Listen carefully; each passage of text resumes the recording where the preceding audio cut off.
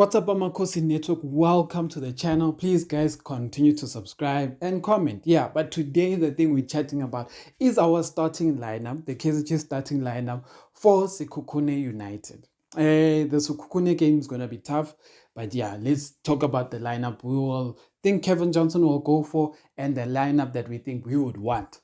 But yeah, before we get into that, please like, subscribe, and comment. And yeah, guys, your thoughts and opinions are important to the channel, so let's continue to do that.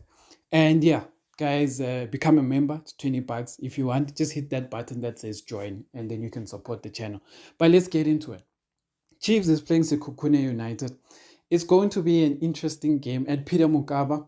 For us, Peter Mokaba is like a home venue anyway, so it's one of those things. So yeah, it's going to be an interesting game. So now in terms of the starting lineup, I think it won't change that much. I really don't think it will change that much. The only question mark we have at the moment is the question mark of Dolly and the question mark of Dupree. So let's get into it. Goalkeeper, we know. Bruce Bavuma. He has had the past 3 clean sheets, so why wouldn't he start? He will start.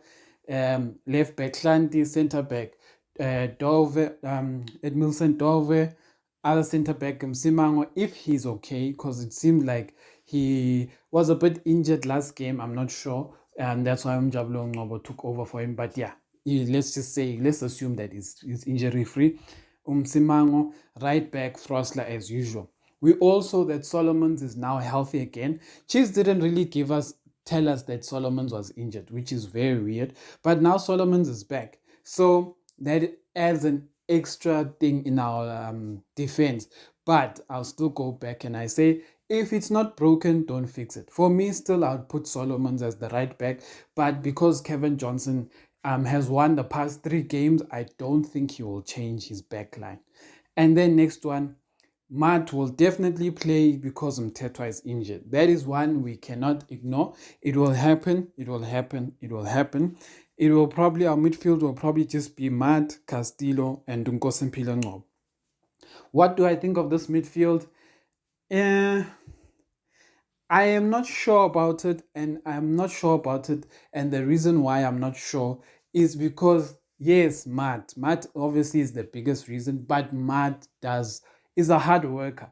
The thing about Matt is that you can't guarantee which game he will be playing well. You can only guarantee that in each and every game he will be working hard, even if he's doing nyoso. So it's that kind of thing. So Matt will definitely play, and Castillo I think will also play, and Ngcobo will play. My difficulty in these guys, 3 people being midfield, our defensive midfield, is that it kind of compromises us a bit in attack, because Castillo is a good box-to-box midfielder, but at the end of the day, he's not the most attacking midfielder. But at the same time, we want Castillo in the game. Why?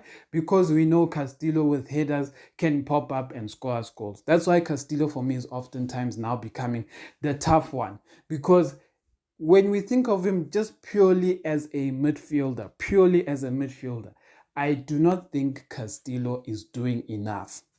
Why do I say that? Because Castillo does box to box, but he doesn't really create chances, really. He is more of the midfielder who tries to get at the end of chances. So when you think about it, Castillo is more of, I don't know, like a second striker of sort, but he's not. He's a midfielder. So that's why I get confused with Castillo.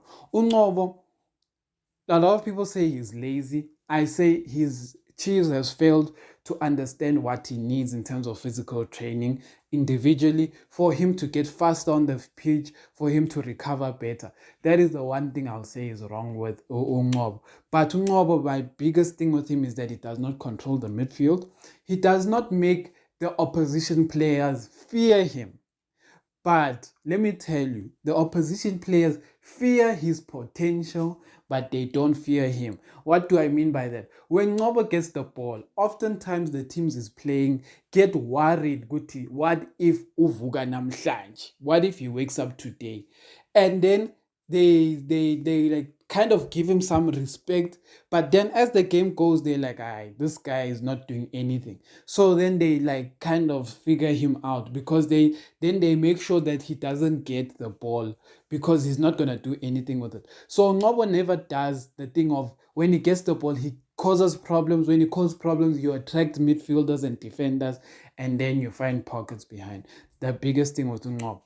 But we're all happy to have him playing again. So we're hoping that with the game time he keeps getting, he gets the legs under him and then he starts producing. But at the current moment, I don't think he's produced at the level I know he can be. The level I know he can be is dominating the midfield. Left will probably still be Modi. Right will probably still be Saile. The issue is the striker. Uh, Kevin Johnson has tried Ranga, it didn't work. He has tried Gonzalez, it didn't work. The only logical thing now is to try Dupree as a strike. The only issue with this is that Kevin Johnson will make the same mistake that everyone else does, and that is sacrificing Sahile for Dupree. What do I mean by that? I say playing Sahile as a number 9 instead of Dupree as a number 9. I have been saying, Guti, don't play Dupree as a winger, because teams figure him out. They figure out how to block him, and he's not the most skillful player on the wings. So rather than doing that, play him as a 9, where he can decide whether he's going to attack on the left, he's going to attack on the right, he's going to attack through the middle, whatever. Let it be his decision. Why am I saying this? At Stellenbosch, people keep saying Dupree was playing as a winger. No, Dupree was playing the role that Reyners is playing. The role that Reyners is playing is that he can attack from the left, he can attack from the right, he can attack down through the middle. That is what he plays, and that is what frees up his plays and allows him to catch defenders sleeping. But if we all know Guti Dupree is going to come from the right, it's easy for us to plan for him, good how we're going to stop him. And it makes Dupree's life difficult, you overwork. So that's one thing I'll say there. But knowing Kevin Johnson, he will probably still start Gonzalez and Ranga. That is what will probably still happen. Or if he does start Dupree, he will probably start Sahile as the number 9, play Dupree as the right wing. That is what we know will happen. So it's going to be a difficult one, but I think, Kevin Johnson will play it safe in that. Kevin Johnson did give some bit of light in saying that what they do in training is going well, but it doesn't translate to what they're doing on the field.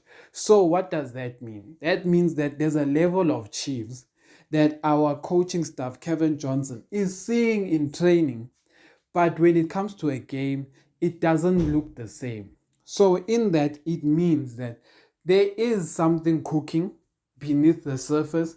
We just haven't had the privilege of seeing it come together when it is in a game situation, when the other team is trying to attack you. What do I mean? When you're in training and trying to perfect the system, you perfect it with your players.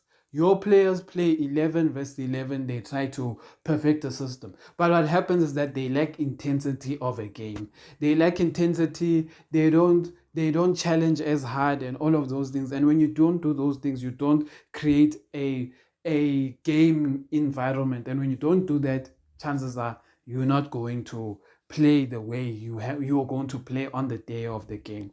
So I'll say that. And my last thing before I end the video is that I've been reading the comments of yesterday's thing, and the thing I will start by saying of yesterday's video is that I never said Chiefs players deserve to be in Bafana. First of all, that is one. I said they don't. No Kaizer Chiefs player has picked up their hand.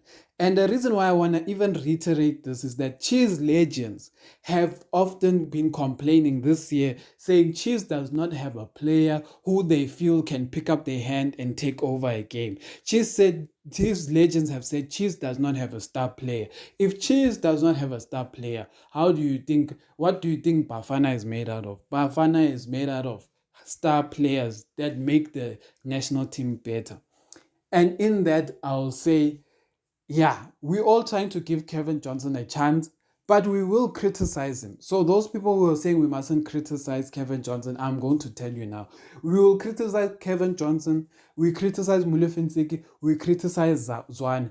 No one is exception to the rule. If you do well, we praise you. If you do dumb things, we will criticize you. The last game we played with Kevin Johnson, the only good thing about that last game is that we scored a goal and the other team did not score because they don't score well. Richards Bay struggles to score.